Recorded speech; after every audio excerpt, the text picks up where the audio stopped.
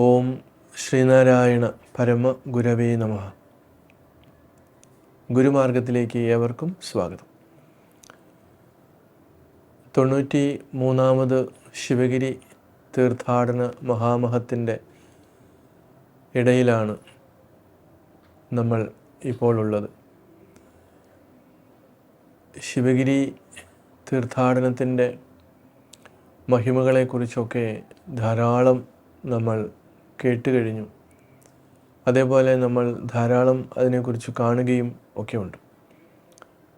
ശിവഗിരിയിലെത്തുന്ന ഭക്തജനങ്ങൾക്ക് പ്രധാനമായിട്ട് അവിടെ ഗുരുപൂജ പ്രസാദം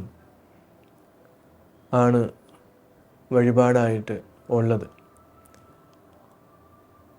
പലർക്കും ഗുരുപൂജ പ്രസാദം എന്താണ് എന്ന് അറിയില്ല. പ്രത്യേകിച്ച് ഇന്ന് വരുന്ന തലമുറയ്ക്ക് അത് അറിവുള്ള മാതാപിതാക്കൾ പറഞ്ഞു കൊടുക്കാറുമില്ല എന്നുള്ളതാണ് വസ്തുത. അന്നദാനത്തെക്കുറിച്ച് എല്ലാവരും കേൾക്കാറുണ്ട്.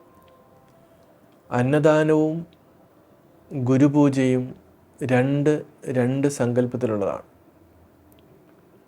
അതുകൊണ്ട് ശിവഗിരി തീർത്ഥാടനത്തിനും വരുന്ന ഭക്തജനങ്ങൾ ഇത് കൃത്യമായിട്ട് ഇതിനെക്കുറിച്ചൊരു അവബോധം ഉണ്ടാക്കി വയ്ക്കേണ്ടത് അനിവാര്യമാണ്. സാധാരണ ക്ഷേത്രങ്ങളിൽ നടക്കുന്നത് അന്നദാനമാണ്. അല്ലെങ്കിൽ നമ്മൾ ആരെങ്കിലും മരിച്ചതിൻ്റെയോ അല്ലെങ്കിൽ അതുമായിട്ട് ബന്ധപ്പെട്ട കാര്യങ്ങളിൽ മറ്റുള്ളവർക്ക് ഭക്ഷണം കൊടുക്കുന്നത് അന്നദാനമാണ്.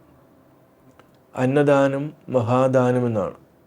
പക്ഷേ ഈ അന്നദാനം ചെയ്യുമ്പോൾ അർഹതപ്പെട്ടവർക്ക് വേണം അത് കൊടുക്കുവാനെന്ന് കൂടി പറയുന്നുണ്ട്.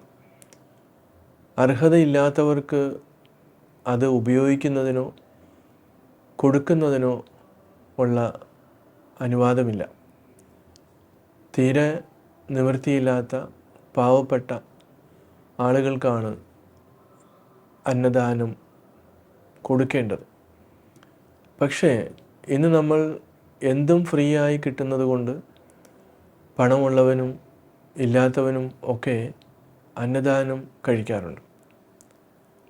അപ്പോൾ ഉള്ളവർ എന്ത് ചെയ്യണം? അത് കഴിച്ചാലും അതനുസരിച്ചിട്ട് നമ്മുടെ പുണ്യം ക്ഷയിച്ചു പോകാതിരിക്കാൻ അവർക്ക് അവിടെ നമ്മളാലാകുന്ന രീതിയിൽ അതിനുള്ള സഹായം, സാമ്പത്തിക സഹായം ചെയ്യണം.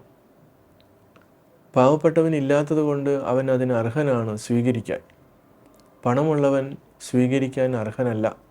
കാരണം വേറെ പാവപ്പെട്ടവന് പോകേണ്ട ആ അന്നമാണ് നമ്മൾ തട്ടിപ്പറിച്ച് വാങ്ങിച്ച് കഴിക്കുന്നത്. അതുകൊണ്ട് വളരെ ശ്രദ്ധിച്ച് വേണം ഈ വക കാര്യങ്ങൾ നമ്മൾ കൈകാര്യം ചെയ്യുവാനായിട്ട്. ഇന്ന് അതിനെക്കുറിച്ച് ആളുകൾക്ക് പറയത്തക്ക ഒരു അവബോധം, ഗൗരവം നമ്മൾ കാണുന്നില്ല. ഒരു തമാശ രൂപത്തിലാണ് പോകുന്നത്. പക്ഷേ നമ്മുടെ പുണ്യം ക്ഷയിച്ചുകൊണ്ടേയിരിക്കും. എന്നാൽ ശിവഗിരിയിൽ നടക്കുന്നത് പ്രധാനമായും ഗുരുപൂജ നടത്തിയിട്ടുള്ള പ്രസാദമാണ്. ഗുരുപൂജയ്ക്ക് ഉള്ള സങ്കല്പത്തിൽ നടക്കുന്ന, അതായത് പരമഗുരു സശരീരനായിരിക്കുമ്പോൾ തന്നെ അവിടെ ഭക്തജനങ്ങൾ വരാറുണ്ട്. ആ വരുന്ന സമയത്ത് ഗുരു കഴിച്ചിട്ട്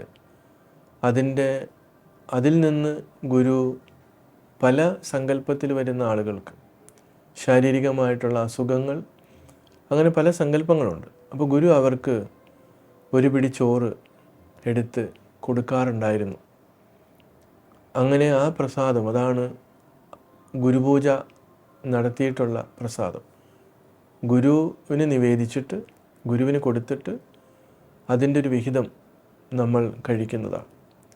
ഇപ്പോൾ സാമ്പത്തികമായിട്ടുള്ള ബുദ്ധിമുട്ടുകൾ ഉണ്ടായിരുന്ന കാലത്ത് അതിനൊരു പൈസ അവിടെ വാങ്ങിച്ചിട്ട് ആയിരുന്നു അന്ന് ഊണ് കൊടുത്തുകൊണ്ടിരുന്നത്, ഭക്ഷണം കൊടുത്തുകൊണ്ടിരുന്നത്. അത് ഇന്ന് വളർന്ന് സാമ്പത്തിക ചെലവുകളൊക്കെ കൂടുതലുള്ളതുകൊണ്ട് അതിന് പൈസ കുറച്ച് വാങ്ങിച്ചിട്ടാണ് ഓരോരുത്തരുടെയും പേരും നാളും പറഞ്ഞ് വഴിപാട് എഴുതി അതിൻ്റെ പൂജ മഹാസമാധിയിൽ നടത്തിയിട്ട് അതോടൊപ്പം തന്നെ ഗുരുപൂജ ഹാളിൽ നടത്തിയിട്ട് ആണ് പ്രസാദമായിട്ട് കൊടുക്കുന്നത്. കാലത്തിൻ്റെ കുത്തൊഴുക്കിൽ പല മൂല്യങ്ങളും നശിച്ചു പോയതുപോലെ ഇവിടെയും ആ മഹാഗുരുവിൻ്റെ ഈ പൂജാസങ്കല്പം ഗുരുവിന് നിവേദിച്ചിട്ടാണ് നമ്മളത് കഴിക്കുന്നത് അല്ലെങ്കിൽ കഴിക്കേണ്ടത് എന്നുള്ള സങ്കല്പം ശുഷ്കിച്ചു പോയിരിക്കുകയാണ്.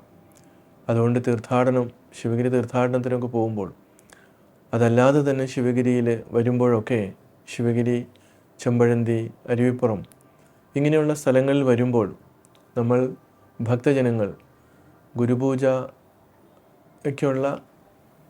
പൂജകൾ എഴുതി അവരവരുടെ പേരും നാളും ഒക്കെ പറഞ്ഞ് എഴുതി പൂജ നടത്തി അതിൻ്റെ പ്രസാദം കഴിക്കുവാനായിട്ട് ശ്രദ്ധിക്കുക.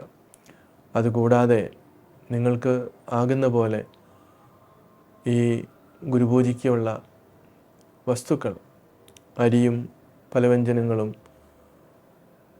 വെജിറ്റബിൾസും ഒക്കെ അവരവരെ കൊണ്ട് പറ്റുന്ന രീതിയിൽ ശിവഗിരിയിലും ചെമ്പഴന്തിയിലും അരുവിപ്പുറത്തൊക്കെ സമർപ്പിക്കുവാനുള്ള അവസരവുമുണ്ട്. അവിടെ പോയി ആരും ഊണുണ്ടോ എന്ന് ചോദിക്കുന്നതിന് പകരം ഗുരുപൂജാ പ്രസാദം ഉണ്ടോ എന്നുള്ള രീതിയിൽ നമ്മൾ നമ്മുടെ കുഞ്ഞുങ്ങളിലേക്ക് അത് പകർന്നു കൊടുക്കണം. ഈ തീർത്ഥാടന സമയത്ത് ഇത് നമ്മുടെ ഓർമ്മയിലിരിക്കട്ടെ. ഏവർക്കും നമസ്കാരം.